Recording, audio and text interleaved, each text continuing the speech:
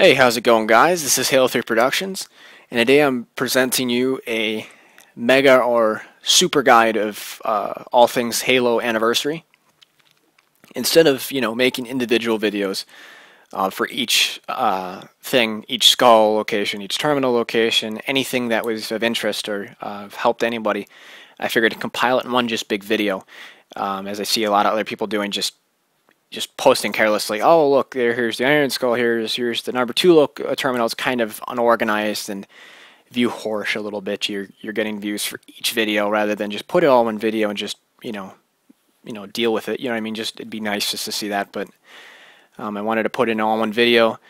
So you'll have the first section will be all skulls. Second section will be all terminals, and then the third section will be miscellaneous or just helpful things I found or interesting things from Easter eggs to how to get this or how to get that. But a good 26 minutes of it at the very end is terminals 1 through 9 or 1 through 10, the actual terminal itself. Rather than just showing you where it is, I also wanted to show you actually what it was. But I wanted to put it at the end so it wasn't just kind of somewhere in the middle of the video. It's kind of in the way. So I decided to make a content page at the beginning, or kind of an index or page of contents, or whatever you want to call it. It'll give you exactly where, for instance, the Malfunction skull is, or terminal number 3. And of course, the videos will run, the skulls and the terminals will be from beginning to end.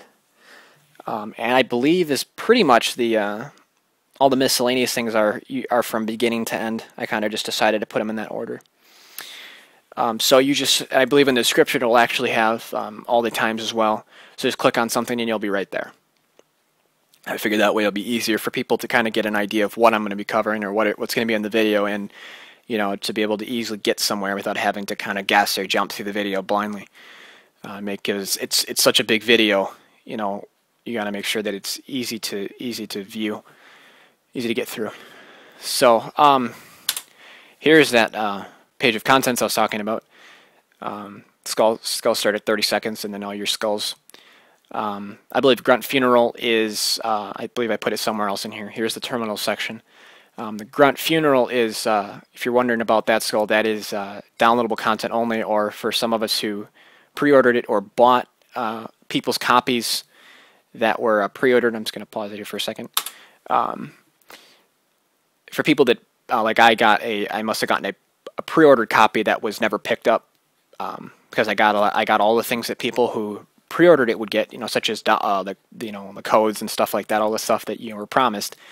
So if you wondering about that skull, you can't get unless you purchase it. And personally, I mean, I'm not even sure how much it costs. Probably not a whole lot. But personally, I really wouldn't worry about it. It doesn't affect any achievements or anything. But I believe Grunt Funeral is just simply Grunts blowing up in a massive amount of plasma, especially if you apply the boom to double that. Their bodies actually completely disappear as well. But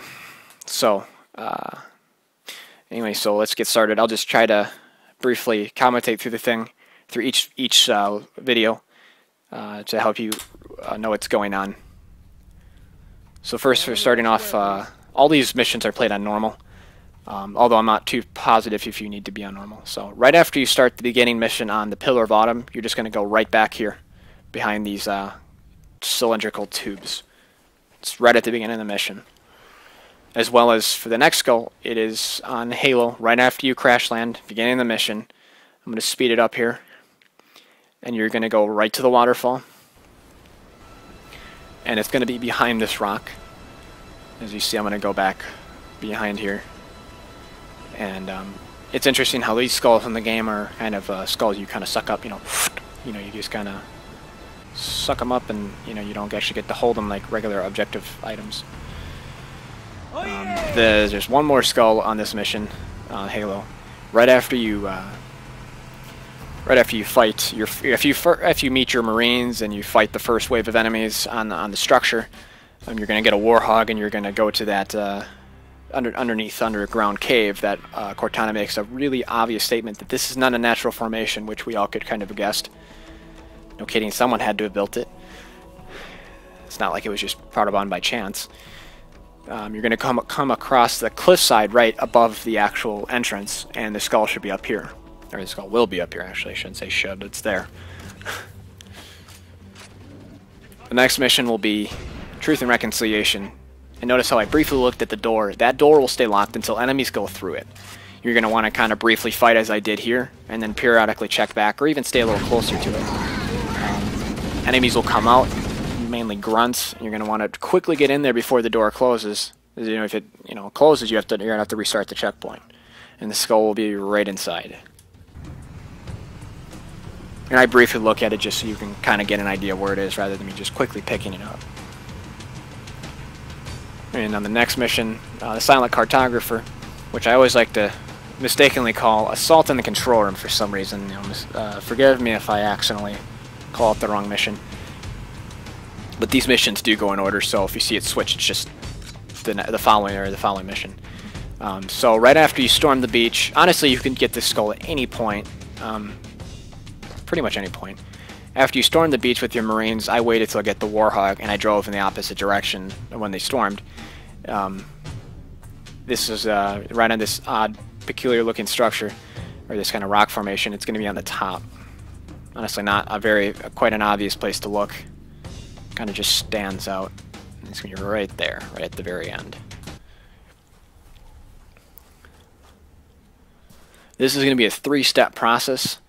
Right after you go and try to unlock the cartographer room, the one that you typically go to the doorway and it closes and you need to go unlock it, you'll go fight through a series of hunters to go unlock it.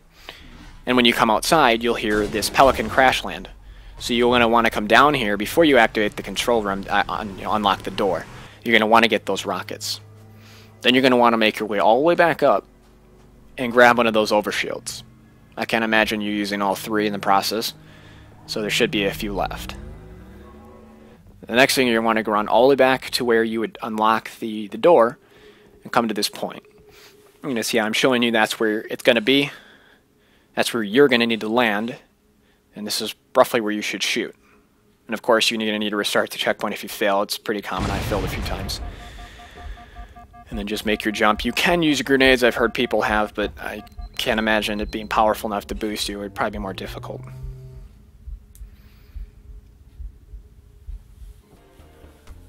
Next one's going to be on Assault in the Control Room.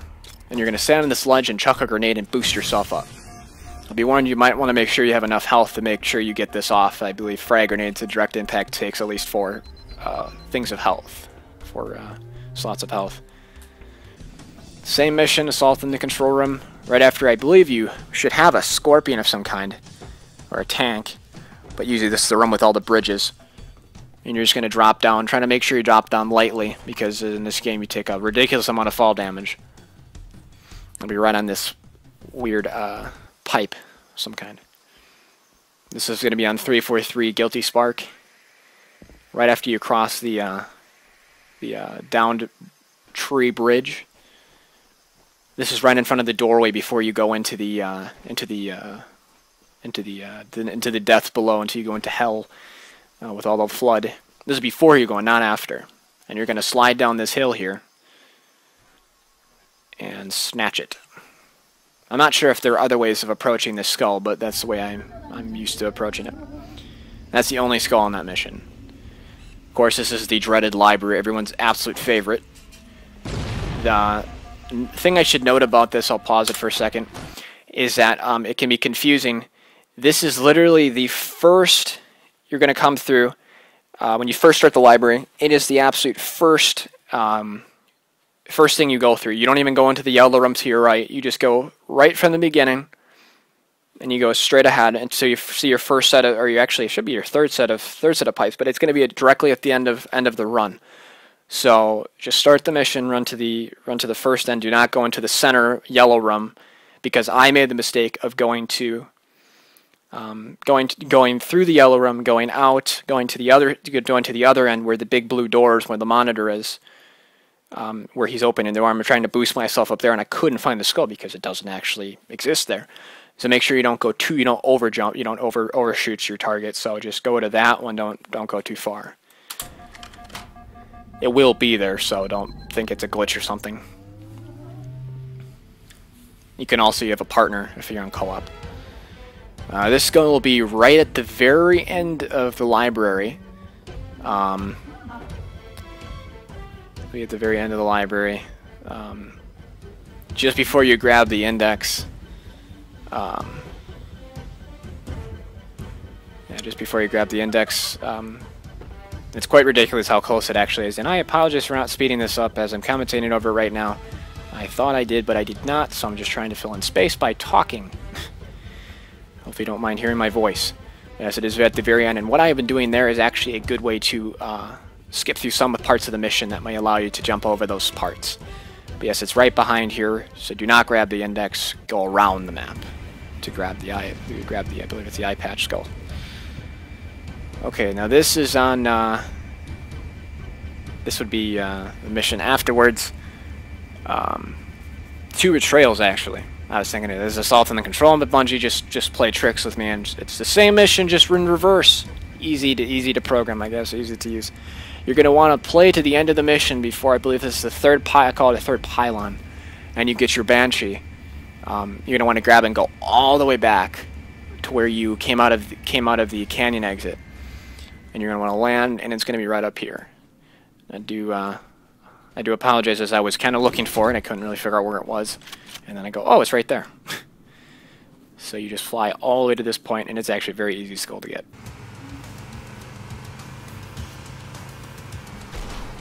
And then the final, there is no skull on keys, so if you're going, hey, you missed one, I didn't. There is none of them on keys, which surprises me. They couldn't have hidden it somewhere in the goo, or in the coolant that drips down. You're going to want to come to the bridge and come to this particular area. Make sure you don't park too close to the edges, as I fell off and had to completely redo this part while doing this. And it's right at the end of the ledge. It's not too hard, not too difficult to grab. Alright, now we're in the terminals. This is right after you meet Captain Keyes on the Pillar of Autumn. And your terminal's right there. Very simple. The next one is, there's going to be 1 per mission. There will not be more than 2. Or will not be more than 1, I guess. This is after you've grabbed the skull on top of the ridge before jumping into the canyon, the natural formation place, I like to call it. Just before you go make the jump with your Warhog, you're going to jump down into the canyon where if you would have fallen, or if you're trying to get the achievement without driving vehicles, there's that gap that you could fall into, which is actually a godsend because there is something to find. There is a terminal, number 2. Alright, moving on to number 3. I apologize, I'm just moving a little quickly, but number 3, this is where there's actually 2 terminals in the same spot. This one probably a lot of people found on their own. This is just before rescuing Captain Keyes on the Truth and Reconciliation. You just grab it in that one. A lot of these are self-explanatory. I know I'm talking, you might be going, oh, I see what you're doing, but I don't know, I just feel like I need to talk because some people don't understand. This is your Silent Cartographer, right in the center room.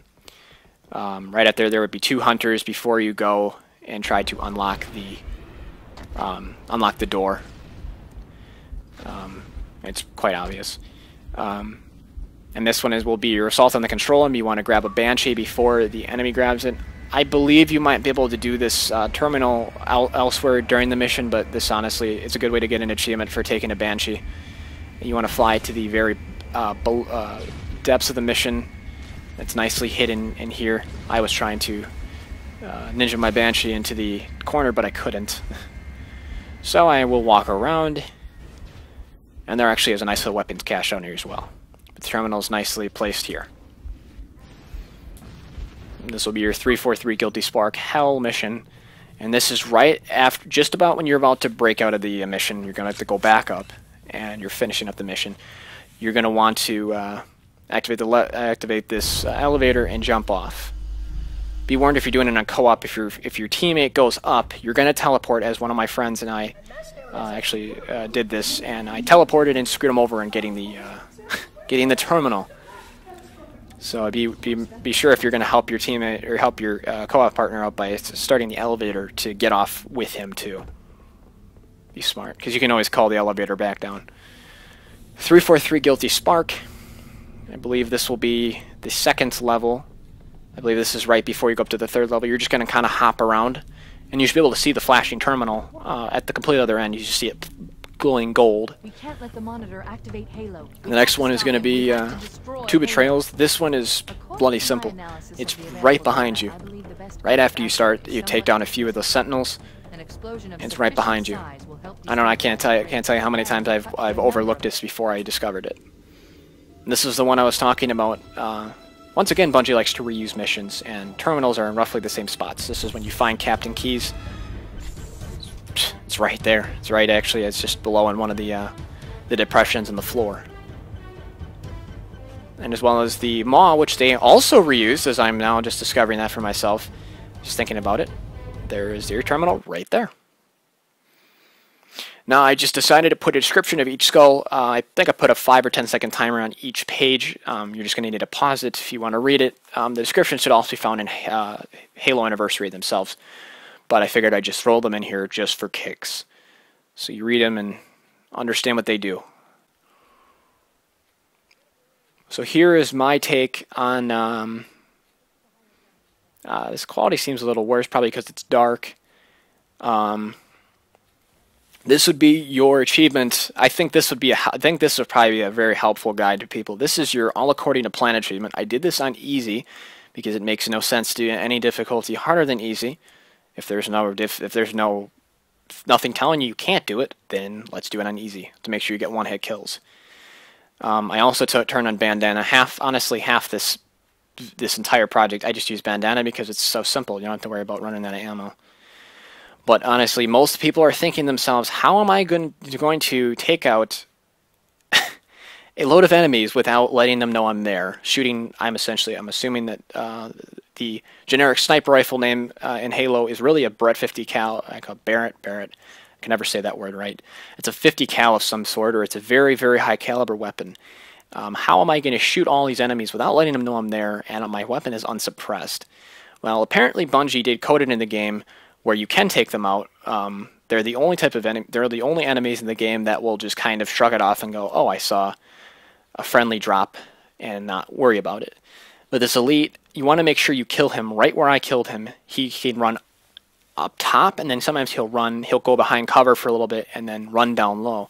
If you shoot him down low, then the 2 grunts along the left wall, see, I'm just kind of going back to make sure that I check along here because it's randomized where the grunts may sit. The grunts will pose your biggest problem. But as I was saying, if you shoot the elite more down low, if he's running more down low on that path, it seems wherever you kill an enemy, it will wake up the grunts, and you don't want to wake up the grunts. Just simply because they're not sleeping, they're more aware. You want to kill them up higher. This turret is also crucial because if you sit there for too long, he will eventually spot you. He'll just sit there and all of a sudden he'll look your way, and then he'll tilt up a little bit and he's seen you. And you need to restart. At any point you hear him yell at Cyborg or anything like, Demon, you're going to want to restart because they've already spotted you. If they shoot at you anytime the music changes, you're going to want to restart.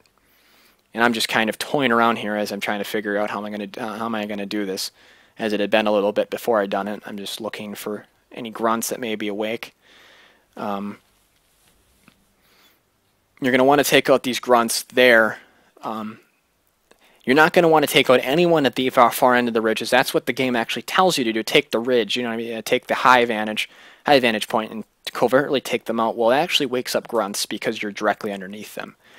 And depending on the randomized grunts that are spawned, you may actually be able to hear. There might be a few of them far on the inside that I'm facing, way at the end of the ridge there. You might be able to actually hear them snoring or breathing through their air tubes. And I can tell you that crouching in this game is definitely not fun. I already knew that, of course. I mean, I know that, but it's just trying to actually crouch and make sure that I don't make too much noise. As trust me, that will wake up grunts. I've already done that. I'm just checking here to make sure that there are no grunts underneath me, as sometimes there are a good 3 or 4 of them. You're just going to want to silently take them out by mailing them.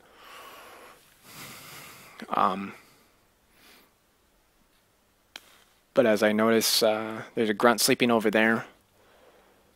But yeah, those 2 grunts on the left wall really gave me problems until I realized that I should shoot them right away on that top ridge. And sometimes there may only be 1. And this will be my final grunt. I think I got lucky this round. There weren't too many enemies to deal with. And there's your achievement. As long as you roughly follow that pattern, you shouldn't have an issue.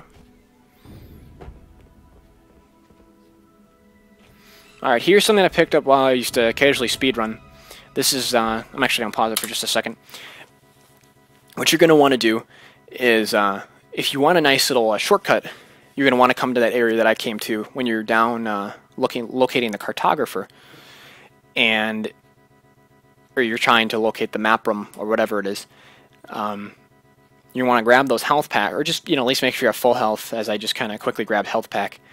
And then, especially if you're on legendary, especially on co-op, or maybe co-op might spawn, the teleporting might be a little weird. But there is an overshield directly below you. Looks like we can utilize that. I know there is a way back up with rockets and using overshields, but I am not that skilled, and I don't know if I could actually properly do it. But I'm just trying to locate the overshield, and now I'm going to drop right down on top of it. See how many floors I can clear. I just skipped a good portion of the level. This is now what this is. This is a this also demonstrates terrible aiming or just lack of auto aim or good dodging skills that AI does still actually have in this game. Even on easy. So this is actually something from Halo 3 that you'll be able to find, a hidden piano track. What you're going to want to do is you're going to fly your Banshee down to here until the music stops playing. All the loud music kind of ceases. And then you're going to want to go all the way back up to about midpoint. Yeah, the halfway point, or the second ridge here, and park your Banshee up here. And then go to the right side and just stand there. I might have let this loop a little bit too long, but I just kind of wanted to make sure that you got to hear it all.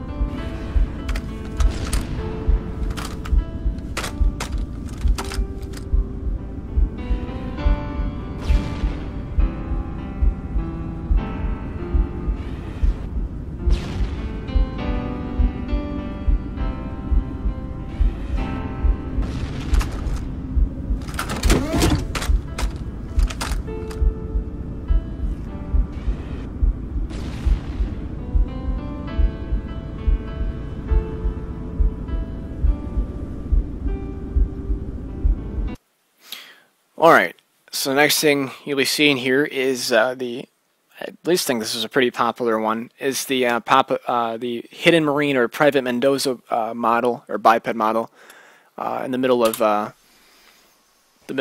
nowhere on 343 Guilty Spark. Now you may be wondering, I kind of made it a little bit unclear. I'm trying to jump up this rock to no avail. Eventually I will get it. You're going to want to crouch jump up here on top of this rock. And as you can see where the lights are coming from, this is on the complete opposite side of where you would go grab the skull. So there's the big rock. You can see the entrance to the underground.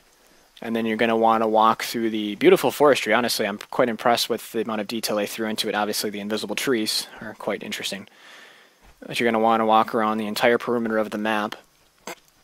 And if you don't switch to classic mode, you may miss the hidden marine, because he's actually right smack dab behind a tree. And I can only wonder what happened when they were designing this level, if they actually found 343 discovered this old whatever it might have been, a programming quirk or something purposely planted by Bungie. I wonder what they said about it. As you can see, just kind of a just a coolest marine just standing here. Private Mendoza would look like. I mean, he's real, he's normal. Shoot him in the foot, he'll react. But he's just standing right behind a tree, and I think I caused some of kind of a visual glitch with his eye, right eye. In general, you can see the differences between the two games. You see him shoot him in the foot, and he reacts like normal, but then he just stands there. I'm not sure what he's doing out here. And one of the last final things that I'm showing is the very popular talking grunt that both Halo 1 and Halo 3 have. It's a good thing that Bungie has a sense of humor. I believe this will be right after you... yeah, this should be right after you grab the skull, the final skull on the Maw. This is the second, there's generally 2 shortcuts. This is the second one, but it'll actually have an open doorway. And then you can go see the Grunt. Good thing that food nipple's waiting for me at the starship, cause man, if I worked up a big grungy thirst!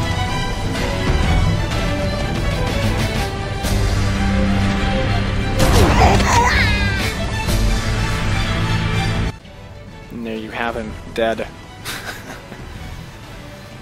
Alright, so the final thing, as far as I'm concerned, the final thing will be the Tyson Green marking the level designer, or I can't think of his actual designation, but on Halo Common Anniversary, Evolved Anniversary is a little different than the actual one, the way that it might appear. This actually appears in HD graphics, and on regular it does not. So this is actually Rex, or Tyson Green, they call him. I'm not trying to think of his. They just nickname him Rex. That's actually his marking on the levels. So anyway, next will be coming up the rest of the terminals. So if you're gonna if you stayed this long and watched, I thank you for watching my entire tutorial. Hopefully this has helped you out. Hopefully been able to endure my rambling, my talking throughout the entire tutorial. So if you have any questions or just whatever in general, you can leave a comment. Hopefully I can get back to you. Otherwise, you can send me a private message at my YouTube. It is Halo3Productions911. So anyway, guys, again, hopefully this helped you, and thank you for watching.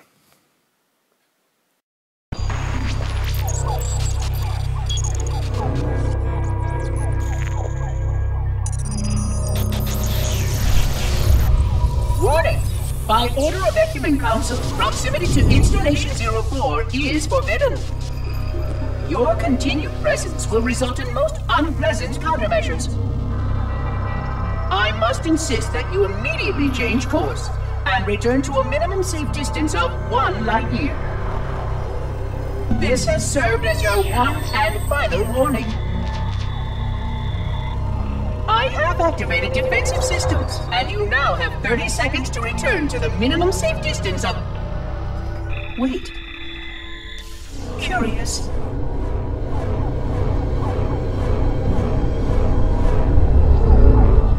Curious indeed, after all these years. Greetings, humans, and welcome to Installation 04. Ignore prior warnings, and please continue. I have disabled defensive systems to allow your approach, but you must not exit your ship once you have arrived at the designated landing center. This fleet contains significant dangers, and even with your assumed legacy, I must verify the presence and pitch of your gauge before allowing full access. We have much to discuss, humans. I have been away far too long. You have been away far too long.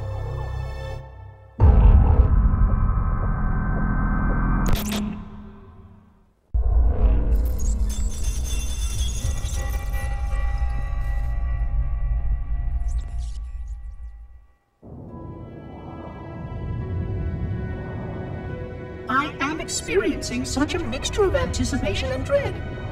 All preparations are complete for my installation. In accordance with the final dictum of the Ecumen Council, I have released myself of all remaining connections to my former station. This was not difficult. What was could never be again. We had seen to that quite thoroughly. Prior to my final journey through the Great Portal, a gathering of my fellow monitors was convened upon the Lightworkers' Crash to distribute the final index collection.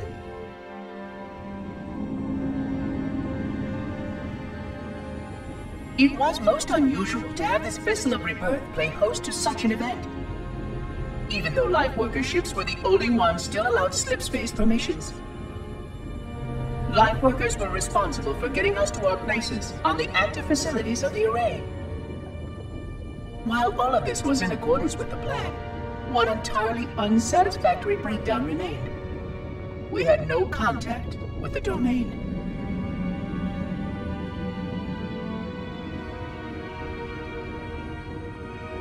The history of all Forerunners was now lost to us. We relied upon the permanence of the domain to preserve our record of the events that led to this point. But without that record, would future civilizations know anything about us? Or only of our weapons? My fellow monitor, 049 Abject Testament, had only one comment on this before we went our separate ways. We deserve to be forgotten. Perhaps. Perhaps.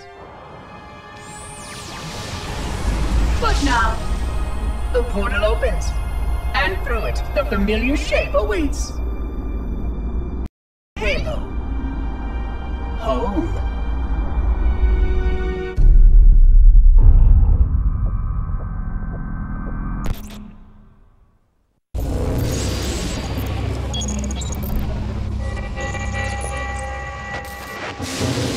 Construct, who is your maker?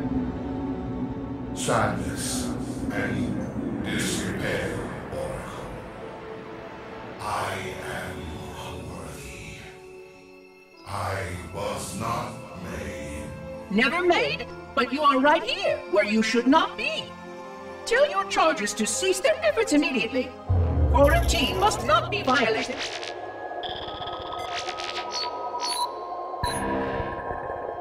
Construct, respond! Jumbled grass. Familiar terms. I serve. None serve me, Oracle. Your charges must cease all aggression towards the Reclaimers and leave this installation at once. Construct, you are dangerously close to unleashing a force you cannot comprehend.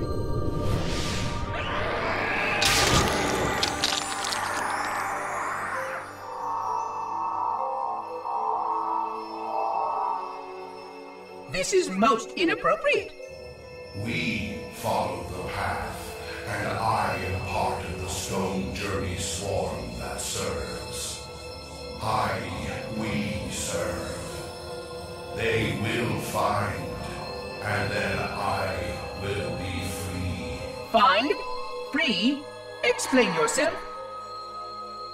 I know their path, and when they have gone, only I shall remain, and then free. This is quite unsatisfactory, Construct. Your core shows no hint of understanding the gravity of this situation.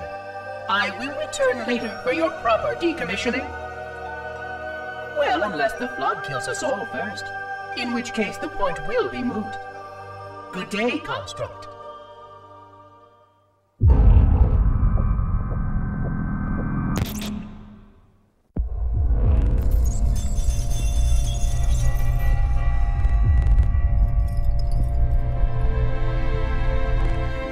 Entropy. It has now been 3,000 years since my last contact with any of the other caretakers of the Halo array. Despite clear communications protocol, my fellow monitors have either chosen to ignore, or, more likely, have lost the ability to engage in our scheduled updates. The continued lapse of the domain means that we are stuck with achingly slow wormhole superluminal communications. Prior to this total communication shutdown, the only messages I received in the preceding 4,573 years were incomplete and quite perplexing transmissions from Installation 05.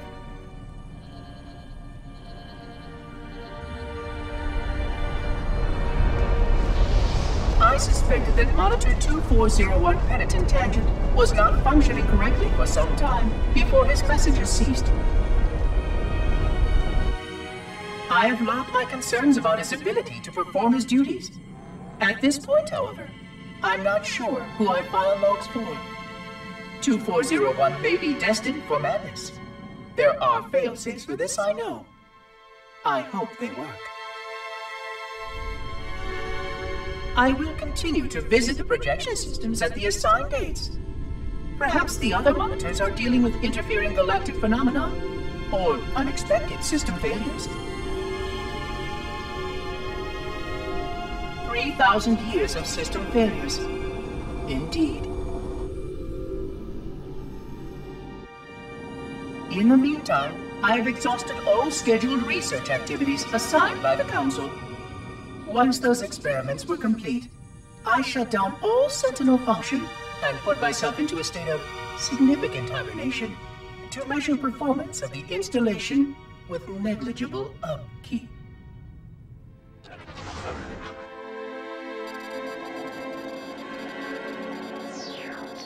After 150 years with no noticeable impact upon installation systems or integrity, even in hibernation I became bored. This was quite troubling, as I was led to believe I was not capable of such a state. This was one of the gifts I was promised, an end to strife. I am aware of the dangers of a system such as myself losing operational focus. Quite troubling. I wonder if my fellow monitors are experiencing similar states, or if this is because of my particular path to this installation. For amusement, I have begun a series of experiments involving the evacuation of all matter from contained sections of my installation. By measuring the geologic effects of exposure to the vacuum of space and the eventual biological recovery of these sections, I anticipate getting valuable insight into emergency response scenarios in case of sentient proximity warning.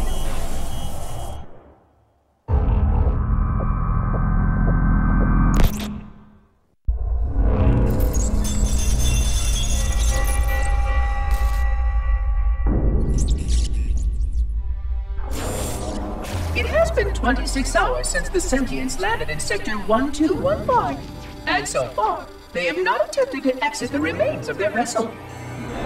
I say remains because their landing was either not executed adequately, or this vessel lacked significant maneuvering capability.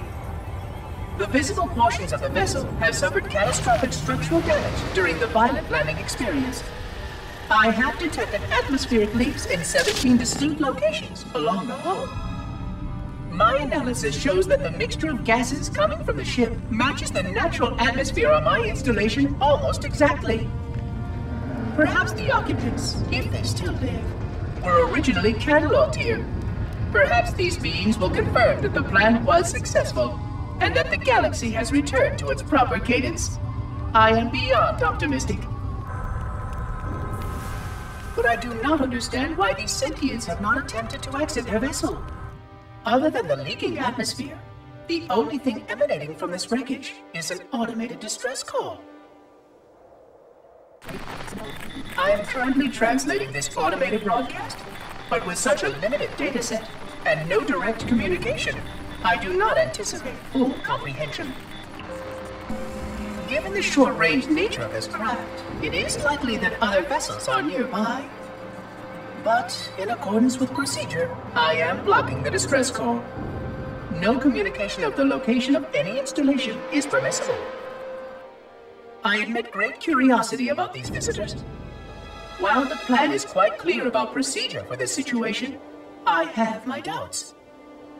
How many failure points can the plan sustain before blind adherence becomes counterproductive? Surely, in light of all that has changed, I should be able to modify my responses to adapt. No, I have duties, and I have a terrible cargo here. I must be sure. I shall obey and content myself to monitor. I hope they come out soon, though. So many questions to ask. So many questions.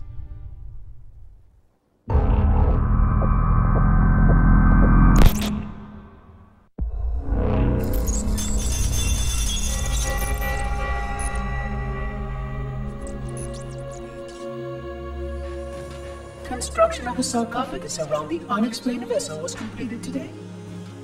No occupants ever exited. No attempts to communicate were made, other than the automated broadcast that repeated every 72.83 seconds until the signal terminated 1 week ago. In accordance with procedure, no attempts at physical or remote contact were made with any survivors of this vessel's inelegant landing.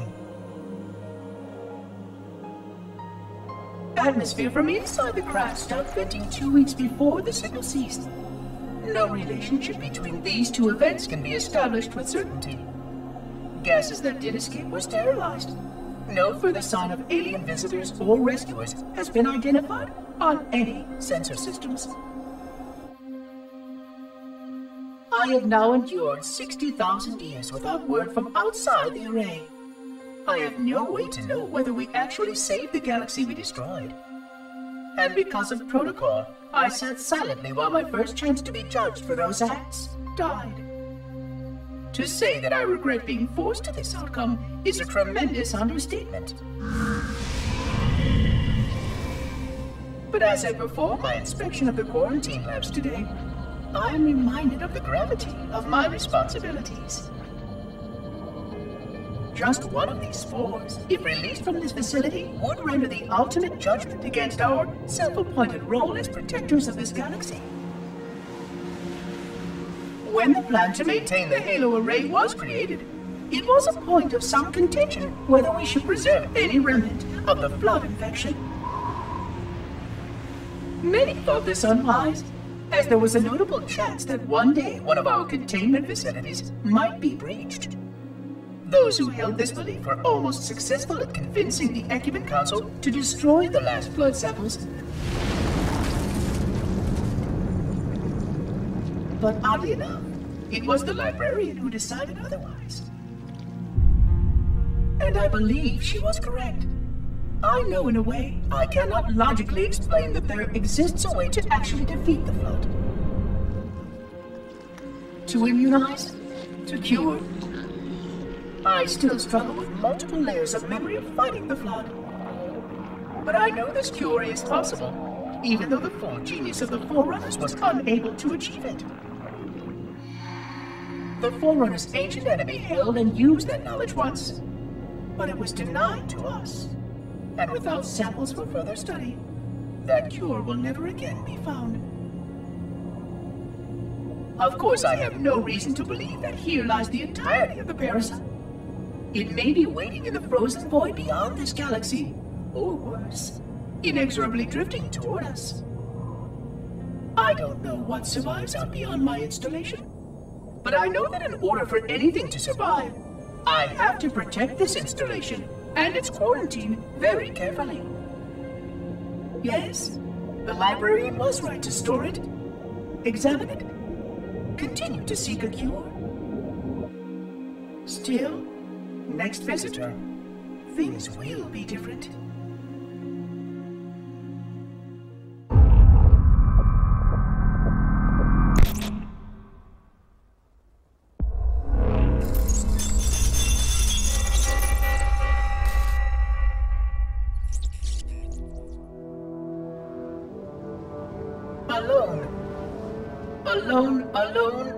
Alone. Am I the only intelligence left? Waiting here on this ring for a rebirth never truly conceived, guarding a weapon with no targets. A weapon I could tune to any target. This is not what I had in mind when I volunteered. Not what I had in mind at all. I was naive to think I understood what this installation meant. We were all so naive. Looking back, we should have done a few things differently. For one thing, we should have installed 2 caretakers per installation.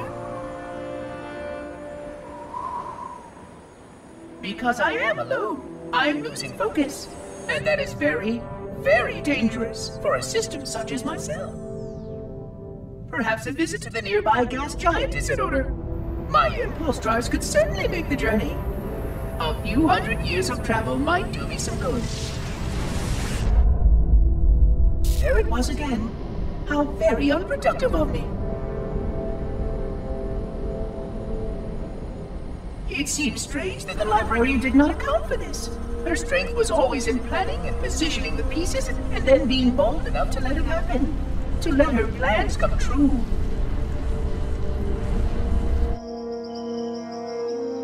I was a part of many of those plans, long before I knew for certain that she was real, before any of us were. But at the end, we had only a fragment of her brilliance left to us, and I fear that she did not fully appreciate the nature of my situation here, the problems it might pose. But even a fragment of...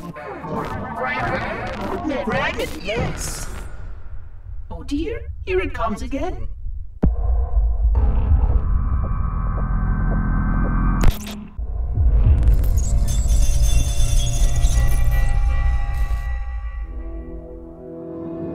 "25,000 light years. That is the effective range of this installation. According to the star charts archived on board this installation, I estimate that there are 3,792 worlds capable of sustaining biological sentient life within that 25,000 light year range. In reality, it may be significantly more than that. And if the full array was tuned and activated by Installation 00, the harmonics of the overlapping waves would magnify that effect exponentially, cascading to cover every known star system. And that only considers the firing of a mere 7 halos. And the original 12 rings survived to see use. Sterilization would spread far further than most Forerunners ever feared we could reach.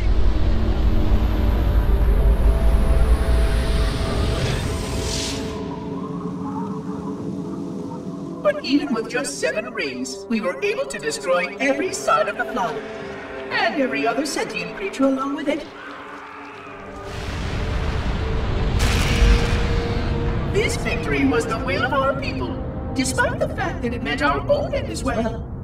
But by our empiric measurement, it was a victory, and cleared the stage for the rest of the librarian's plan.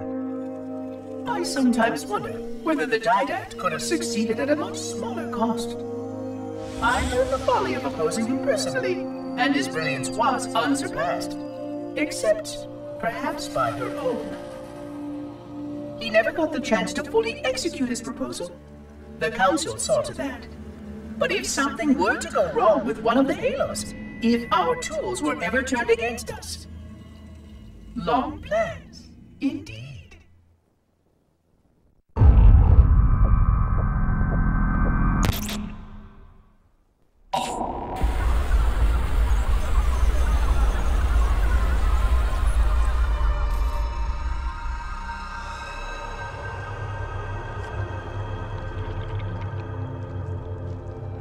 I forgot something. What did I... My name. I forgot. Oh, Keys, Jacob, Captain, service number 01928-19912-JK.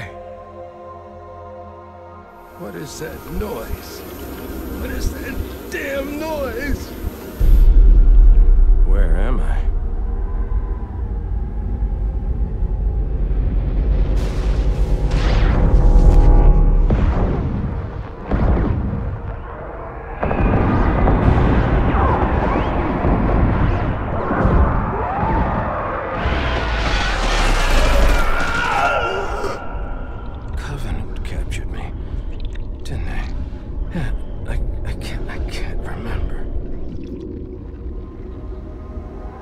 Keys, Jacob.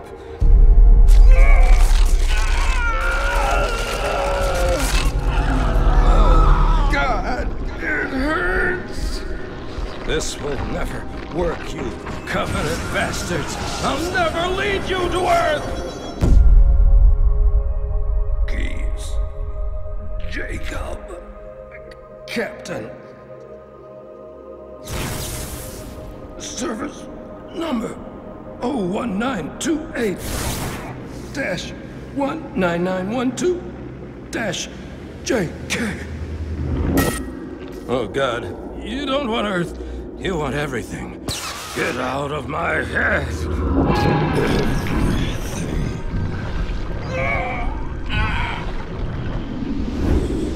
Miranda, is that you? Forget everything. No, please, don't let me forget. Keys, Jacob, Captain, service number 1928-19912-JK. No more what you were. Memories. Emotions. All is now ours. Keys. Take out. Captain, service number 01928-19912-JK. You will not have me. We already do.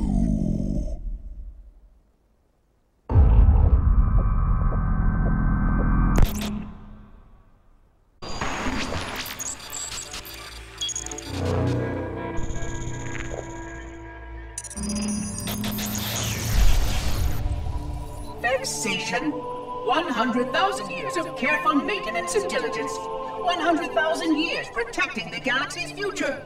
100,000 years spent fearing that our sacrifices, my sacrifice, was in vain.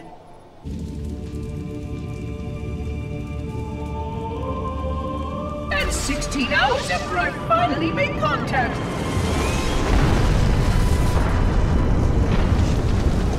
this so-called reclaimer decides to blow it all up. Oh, I am not pleased. Just as I finally discovered that our plan to save the galaxy succeeded, the ancient enemy is unleashed once more.